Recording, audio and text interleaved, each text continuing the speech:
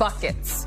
Luka had 32 points in the win against the Nuggets with 10 boards, 7 assists on Saturday night. His first real breakout game with the Lake Show.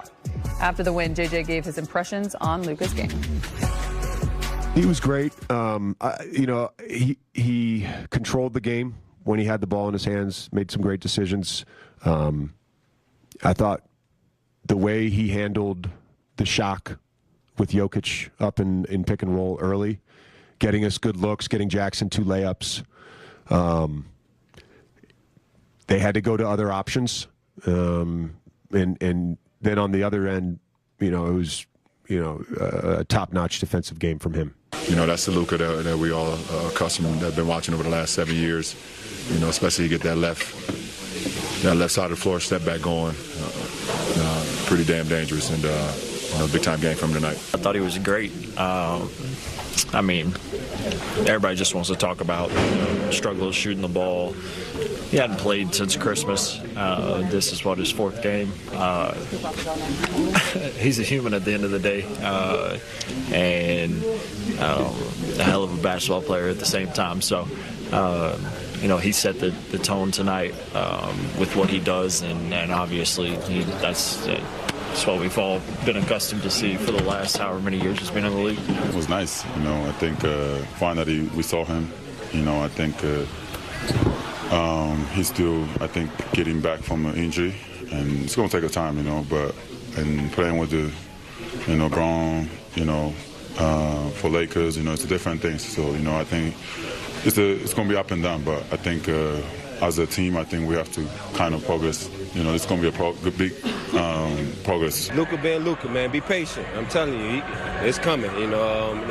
Today was a great step to the right direction, but knowing LD probably mad, he shot some air balls. I'm like, bro, you were 4 for 9. He's still talking about the shots he missed. So that's just who he is, man. He always trying to get better, and I'm happy with us. I think you can see it. Me smiling on the court, having fun. JJ told me, you gotta have one that Black Hawk moment you have. So I think I had one, but just felt like me a little bit. So I was happy. Let's talk a little Luka. Has he arrived, or shall I say, as LeBron mentioned with you in postgame, Trudell, looking closer like the Luka that we've grown accustomed to seeing throughout the first 7 seasons? He talked about the smiling right there. He told Lisa Salters right away after the game that he felt closer to himself. How would you assess? That was him. That was Luka. Now, I do think that in order to kind of sustain that level of play game after game, sure, you give him another week or 2 to really get into that full NBA shift, to really get his legs, but that is what he can do. And I think, the shot making, to me, that's a part of it for sure, because he's not exactly like LeBron, where if LeBron's outside shot isn't falling, there's a certain point where he's going to put his head down, he's going to get to the bucket, and he's going to find his rhythm that way. Luka is so confident in his shot, as well he should be, that he'll sometimes just keep shooting until the rhythm comes, and therefore he could have a rough shooting night, and I think that is in accordance with the legs. But one thing that we didn't see put in the graphic at first, he also had 4 steals in that game, and I think that's something that you probably think of Luka. Yes, he can get targeted in a screen roll action against a team that has a really good guard at times, but he's a super smart, instinctual defender, and 3 of those steals, Brez, were just him jumping in front of passing lanes and directly resulting in Lakers hoops on the other end. So, that's Luka too. He does all of that stuff, and he does it pretty well. I'm going to loosely quote J.J. Redick. We showed a clip of him in the Laker locker room on the podcast, Allie, and he said, Luka, good to have you leaping back. And, and I think that was very strong, because Luka is obviously playing much better in the last game in particular.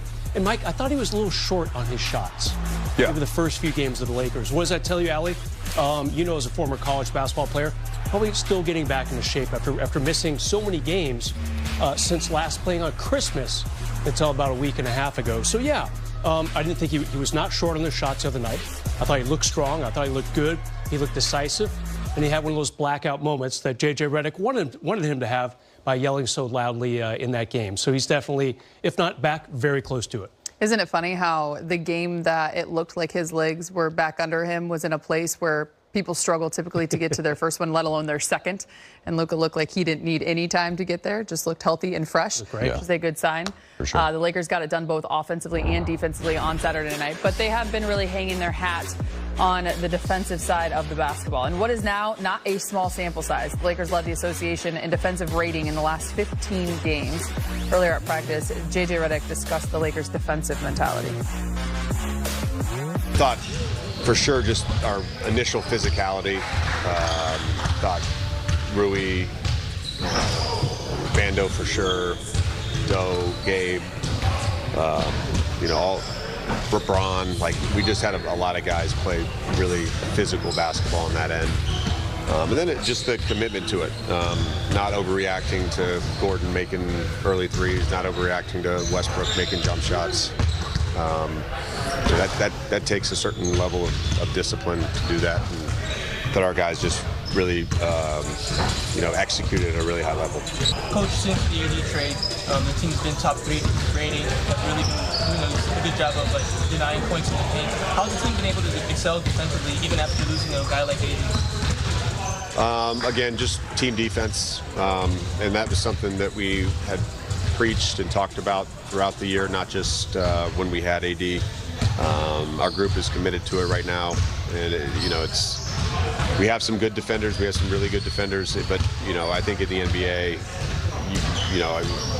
OKC has a bunch of really good on-ball guys. They still play a team defense. You have to play a team defense, and you have to rely on each other. It's more so the system, we have right now. We help off, we help each other. We play defense. Of course, it's the individual defense, but also it's a team defense. I think we cover for each other. That's our first thing that we talk about, when we play the team defense, and I think that's what we've been great at. So we just got to keep doing that. Like, I think as of lately, there's been games, I think of the Indiana game, when you're not fully healthy and you're not at full strength, but they show what they're capable of. And then there's nights when they are whole and healthy against Denver, and they look great defensively as well. Is this a level of defense that this team, because of the connectedness that JJ speaks of and playing hard night in and night out, they can sustain? Russ? I think so. I mean, the trick is going to be when they play teams with really good centers, how's that going to go? Well, we just saw it the other night against Denver. And they annoyed him. They annoyed Jokic. They antagonized him. Without AD, they no longer have a major shot blocking presence. But Vanderbilt, Dorian Finney-Smith, Rui, and of course Jackson Hayes all kind of combine to pester Jokic into making only 2 shots, Mike. I just don't remember seeing him so ineffective against the Lakers in all the years they've been playing each other in these meaningful games. So far, so good with the defense. Allowing that team to 100 period on the road, really impressed. There's a lot of things that go into this, and finding that level of connectivity that you alluded to, Allie, can be a really fickle thing amongst a basketball team. And if you just watch how the Lakers are playing right now, take out the Charlotte game and the Utah game, the 2 that are around the All-Star break, where clearly the Lakers were kind of just trying to get that time. They have been on a string, and so you can be on a string, but then you also have to have enough personnel with enough talent and skill. And so to me, the guys that represent that are Dorian Finney-Smith and Gabe Vincent and Jared Vanderbilt off the bench. Like that energy and just kind of activity that they have, that's a lot different from what the Lakers started the season.